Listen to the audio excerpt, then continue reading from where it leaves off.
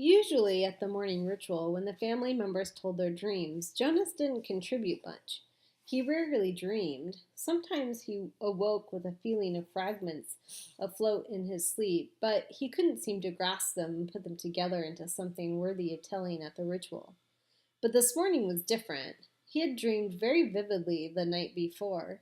His mind wandered while Lily, as usual, recounted a lengthy dream, this one a frightening one in which she had, against the rules, been riding her mother's bicycle and been caught by the security guards. They all listened carefully and discussed with Lily the warning that the dream had given. "Thank you for your dream, Lily," Jonas said the standard phrase automatically and tried to pay better attention while his mother told of her dream fragment, a disquieting scene where she had been chastised for a rule infraction she didn't understand. Together they agreed that it probably resulted from her feelings when she had reluctantly dealt punishment to the citizen who had broken the major rules a second time. Father said that he had had no dreams. "Gabe?" Father asked, looking down at the basket where the new child lay gurgling after his beating, ready to be taken back to the nurturing center for the day. They all laughed. Dream telling began with threes. If new children dreamed, no one knew. "Jonas?" Mother asked. They always asked, though they knew how rarely Jonas had a dream to tell. "I did dream last night," Jonas told them. He shifted in his chair, frowning. "Good," Father said. "Tell us." "The details aren't clear, really," Jonas explained, trying to recreate the odd dream in his mind. "I think I was in the bathing room at the House of the Old."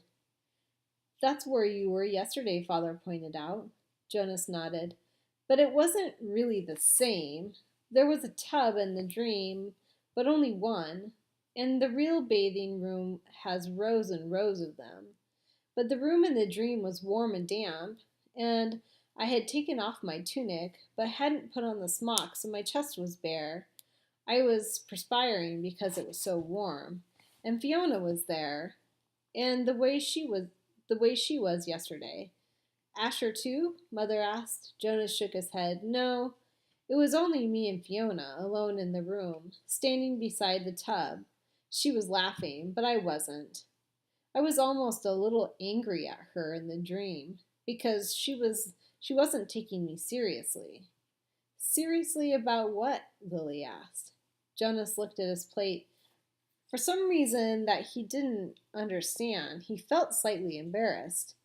"I think I was trying to convince her that she should get into the tub of water." He paused. He knew he had to tell it all, that it was not only all right, but necessary to tell all of the dream. So he forced himself to relate the part that made him uneasy. "I wanted her to take off her clothes and get into the tub," he explained quickly. "I wanted to bathe her. I had the sponge in my hand, but she wouldn't. She kept laughing and saying no." He looked up at his parents. "That's all," he said. "Can you describe the strongest feeling in your dream, son?" Father asked. Jonas thought about it. The details were murky and vague, but the feelings were clear and flooded him again now as he thought. "The wanting," he said. "I knew that she wouldn't, and I think I knew that she shouldn't, but I wanted it so terribly. I could feel the wanting all through me." "Thank you for your dream, Jonas," Mother said after a moment. She glanced at Father.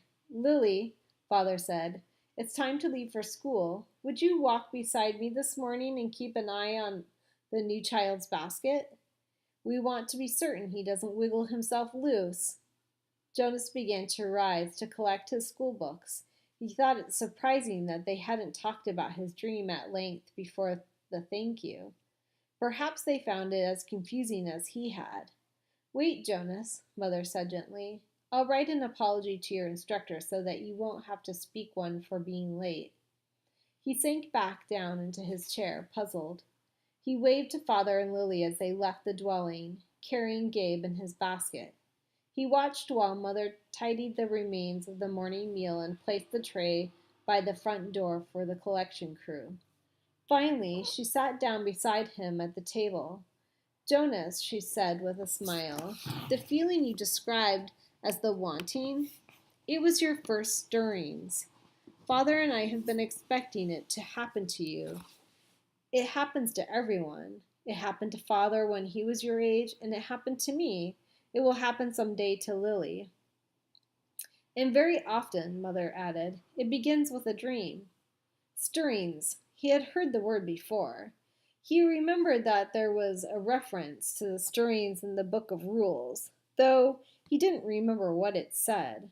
And now, and then the speaker mentioned it, attention, a reminder that stirrings must be reported in order for treatment to take place.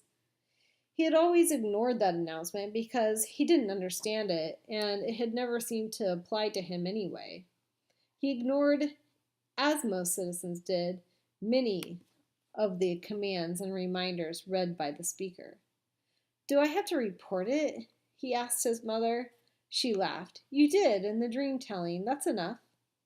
But what about the treatment? The speaker says that treatment must take place. Jonas felt miserable.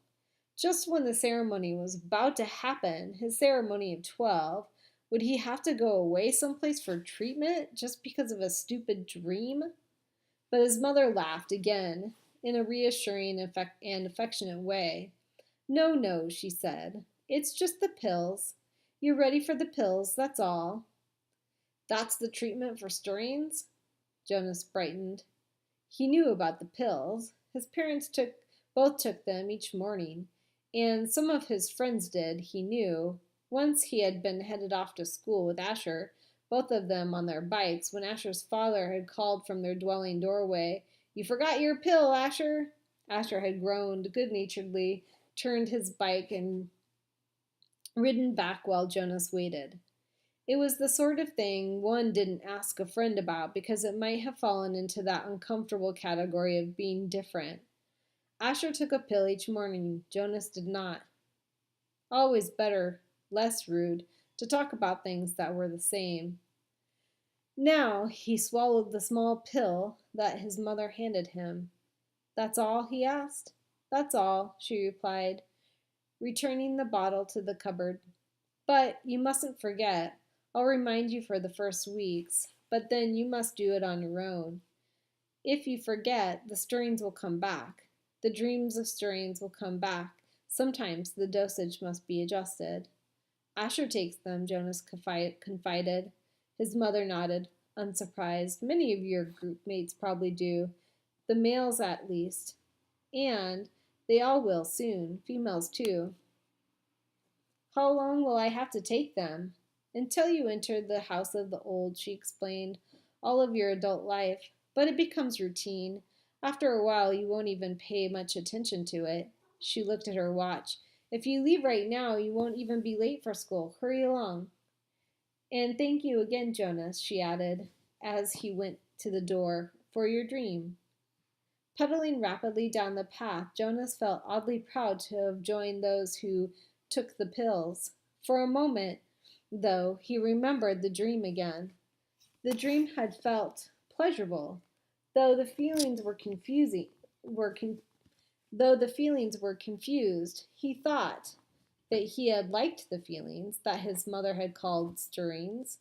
He remembered that upon waking he had wanted to feel the stirrings again.